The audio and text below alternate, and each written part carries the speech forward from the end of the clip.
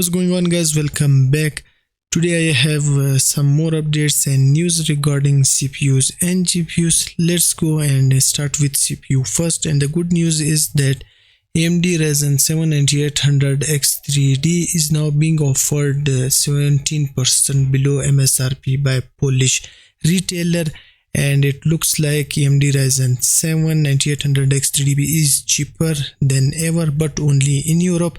And it looks like the prices are coming down to some extent or even lower than MSRP, particularly in this case in Europe only. And 9800X3d was launched in November in Poland. According to the news, it was listed at 2400 PLN Poland currency, that is around $640 at launch, and in following weeks the price was reached at very high $770 to $825 was recorded, but now it has come down to a point that it's now offering 17% lower than MSRP. Currently most retailers are selling it for around $585, but among them one of the outlier is offering the 9800X3d for first time below 2000 PLN Poland currency or $530. It seems still higher than official MSRP of $479, but it is to be noted here that 23% of value added tax is included here, and if we take value added tax out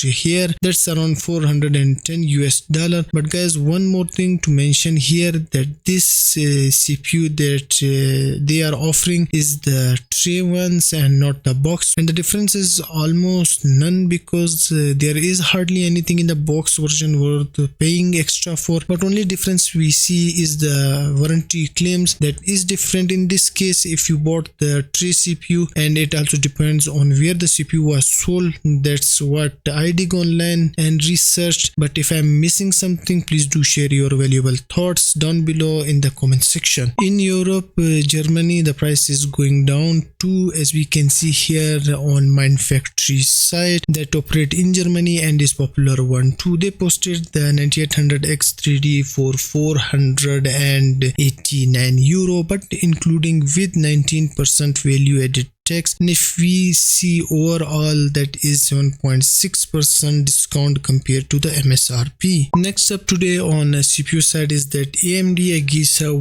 1.2.03c BIOS addresses the Ryzen 9000 vulnerability on AM5 platform, and AMSI motherboard partner is the first to roll out for its lineup, and the vulnerability was in the microcode signature verification for 9000 CPUs on the AM5 platform, and it's been some time since we saw a major AGESA patch being rolled out by AMD, which should be no surprise given the fact that all major Ryzen 9000 CPUs are out on the market now, and the AM5 platforms including the 600 and 800 series motherboard are in great shape in terms of optimization and performance, so there was no such issue reported until now. And according to Gold3 and Mango on X, the AMD microcode signature verification vulnerability and the database number CVE 2024-36347 was reported by researchers from Google. If you are interested in learning more, you can check it on CVE website by simply searching the CVE number and read more about it in detail. Also, over the MSI support page,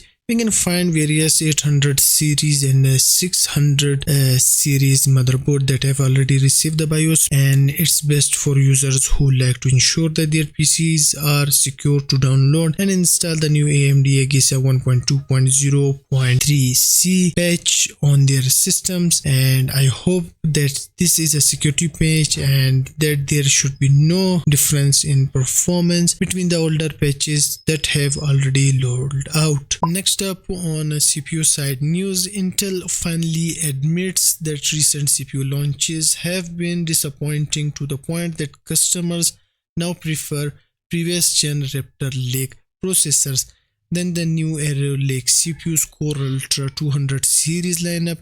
And knowing that 13 and 14 gen CPUs have instability issue, but still consumers are buying it now, what does that translate in terms of performance?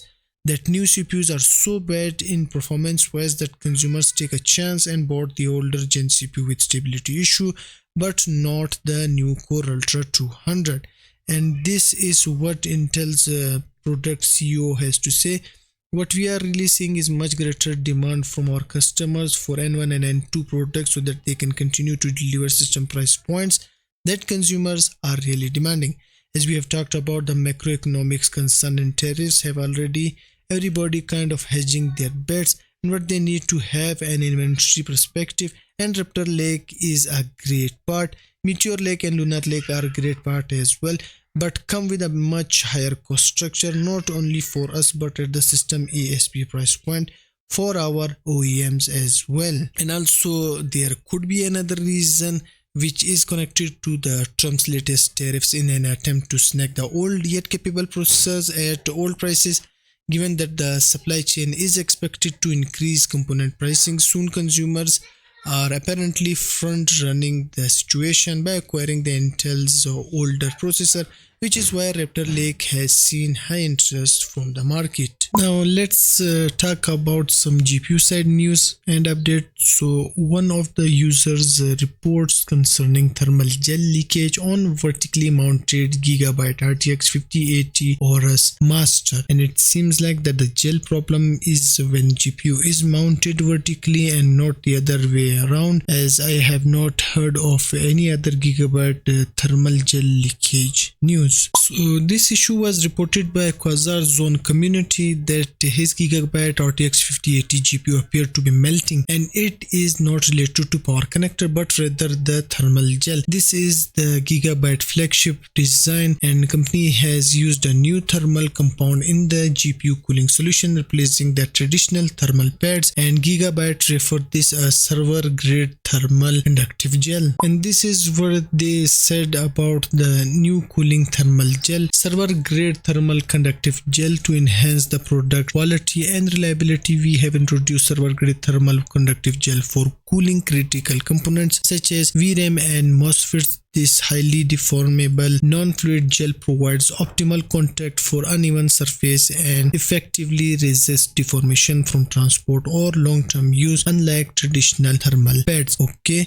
so company claims that it's non-fluid gel that is resistant to transport and long-term use. However, both claims appear to be in question, and Quasar Zone said that the slow thermal gel leakage occurred after just 2 hours of gaming session in World of Warcraft over the course of single month. While thermal gel is not electrically conductive, but a vertically mounted GPU with gel dripping towards the PCIe interface could pose some serious problem, and it looks very close to the PCIe slot, by the way guys, which could eventually lead to real issue. Now as we can see here in this image, Quasar Zone has also demonstrated how thermal gel is applied on similar GPU, and if we see, there is a significant amount of gel even after the cooler is disassembled. Also guys, while I was recording the new update just came through that Gigabyte addresses the thermal gel leakage in RTX 50 series GPUs, explains it was caused by applying a higher volume of